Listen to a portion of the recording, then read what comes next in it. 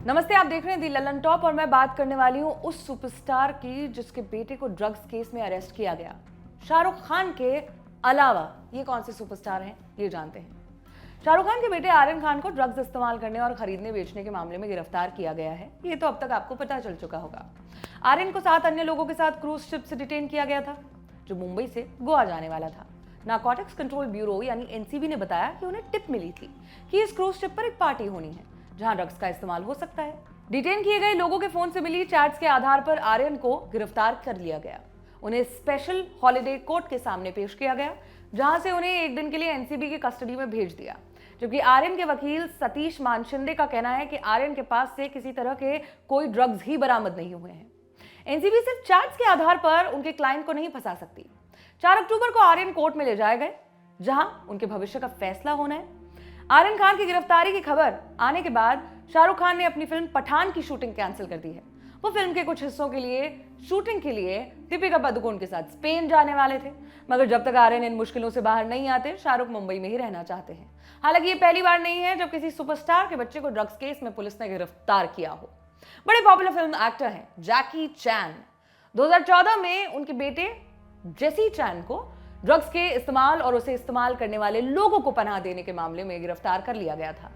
14 अगस्त 2014 को जेसी चैन को ताइवानी film actor काई को के साथ मैरिजुआना का इस्तेमाल करते हुए पकड़ा गया। उन्हें गिरफ्तार करने के बाद उनके बीजिंग वाले घर की तलाशी ली, जहां से 100 ग्राम मैरिजुआना बरामद हुआ। काई को गिरफ्तार होने के 14 दिन बाद छोड़ दिया गया, क्योंकि उनके ऊपर सिर्फ ड्रग कन्जम्पशन का चार्ज था। मगर जेसी चैन को लंबी सजा हो सकती थी, क्योंकि उनके ऊपर ड्रग्स के इस्तेमाल के साथ साथ अपने घर पर दूसरों को भी ड्रग देने का इल्जाम था। जबकि 2009 में चाइनीज पुलिस ने जैकी चैन को अपना नारकोटिक्स कंट्रोल एम्बेसडर नियुक्त किया था। ड्रग्स मामले में अपने बेटे की गिरफ्तारी के बाद जैकी ने सार्वजनिक रूप से माफी भी मांगी थी। उन्होंने अपने सोशल मीडिया अकाउंट पर लिखा कि वो अपने बेटे की इस हरकत से बेहद नाराज, शर्मिंदा और निराश हैं। खैर, डिटेंशन के 1 महीने बाद जेसी चैन को दूसरे ड्रग यूजर को अपने घर में जगह देने के मामले में फॉर्मली अरेस्ट किया गया। तकरीबन 5 महीने जेल में गुजार चुकने के बाद 9 जनवरी 2015 को इस मामले की सुनवाई शुरू हुई। वहां से जेसी को 6 महीने जेल और 2000 युआन जुर्माने की सजा मुकर्रर हुई।